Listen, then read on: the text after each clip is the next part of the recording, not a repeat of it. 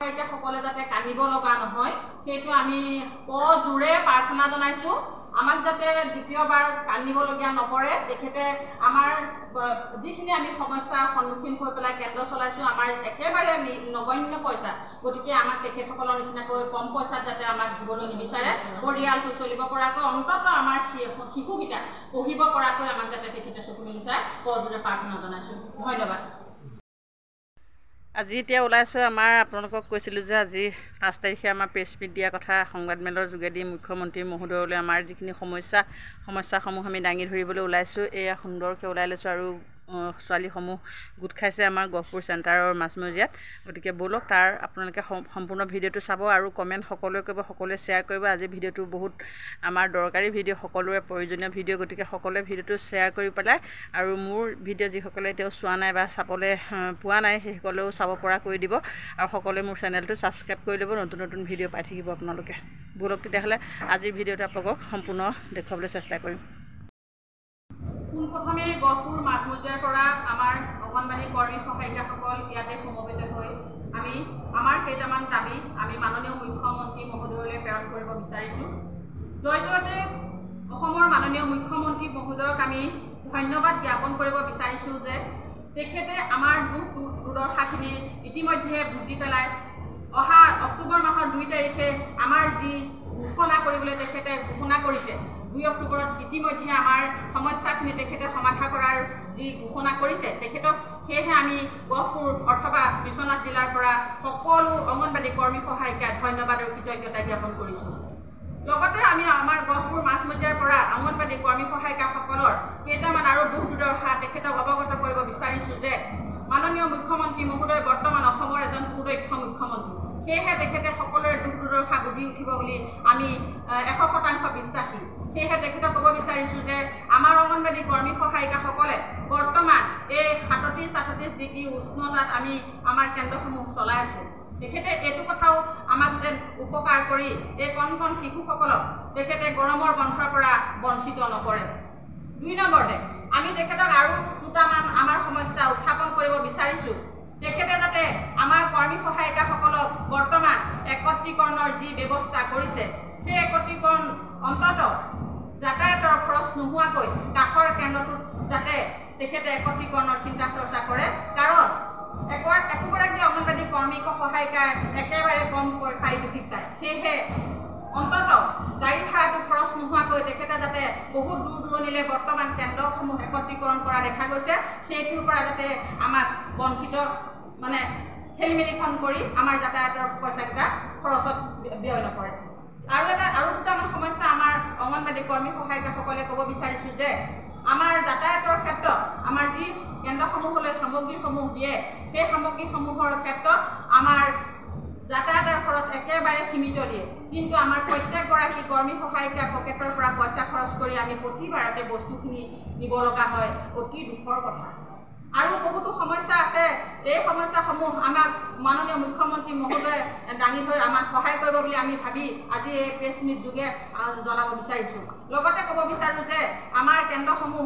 প্ৰত্যেকটো কেন্দ্ৰই বৰ্তমান গৰমত যি সমস্যাৰ সন্মুখীন হৈছে প্ৰতিটো কেন্দ্ৰত 25 লাখ টকীয়া যিহেতু নহয় একেবাৰে সৰু কেন্দ্ৰত কৰ্মীসকলে চলাই আছে আৰু সামগ্ৰীসমূহ থ'বলৈ একেবাৰে ঠাই নাইকিয়া আৰু সেইখিনি চিন্তা চৰ্চা তেখেতে কৰিব বুলি আমি গহপুৰৰ পৰা অত্যন্ত আশাবাদী লগতে আৰু আমাৰ বান্ধৱীসকল আছে তেখেতসকলেও আৰু সমস্যা আমাৰ উত্থাপন কৰিব বুলি মই আশা কৰিছোঁ মহোদয়ক শ্ৰদ্ধা জনাইছোঁ আমাৰ অংগনবাড়ী কৰ্মী সহায়িকাসকলৰ হৈ তেখেতক মাননীয় মুখ্যমন্ত্ৰী মহোদয়ক মই দুআষাৰমান ক'বলৈ ওলাইছোঁ অনুৰোধ কৰিছোঁ তেখেতক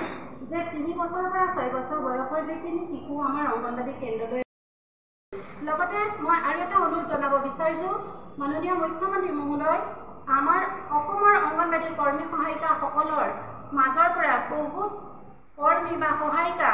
ডাঙৰ বেমাৰ ব্ৰেইন টিউমাৰ কেঞ্চাৰ আদি ৰোগত মৃত্যু হৈছে তাৰ কাৰণে আমি বহুত দুখ পাইছোঁ যিহেতু আমাৰ মাননী তিনি নগণ্য এই টকাৰে আমাৰ কৰ্মী সহায়িকাসকলৰ চিকিৎসাৰ অভাৱ হয় গতিকে যিসকল অংগনবাড়ী কৰ্মী সহায়িকাৰ মৃত্যু হৈছে বা ভৱিষ্যতলৈ তেনেকুৱা হয় সেই পৰিয়ালবৰ্গক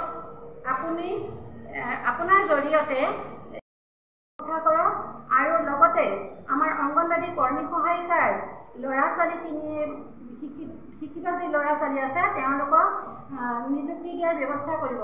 যিহেতু জানিব পাৰিছোঁ 2004 চনৰ পৰা 17 চনলৈকে যিখিনি কৰ্মচাৰীয়ে অসমত কৰ্মৰত অৱস্থাত মৃত্যু হৈছিলে তেওঁলোকৰ পৰিয়ালক সুপ্ৰিম কোৰ্টে তেওঁৰ পত্নী বা পুত্ৰ কন্যা সন্তানক চাকৰি দিয়াৰ ব্যৱস্থা কৰিছে। গতিকে আমাৰ অংগনবাড়ী কৰ্মী সহায়িকাৰ সন্তানকো তেনেদৰে নিযুক্তি দিয়াৰ ব্যৱস্থা কৰিব বুলি আপোনাক অনুৰোধ জনাইছোঁ। ডাঙৰীয়ালৈ ধন্যবাদ জনাইছোঁ। আমাৰ অংগনবাড়ী কৰ্মীসকলক তেওঁ অক্টোবৰৰ পৰা নতুনকৈ কিবা এটা দিম বুলি কৈছে, সেইখিনিৰ কাৰণে প্ৰথমে মই ধন্যবাদ জনাইছোঁ।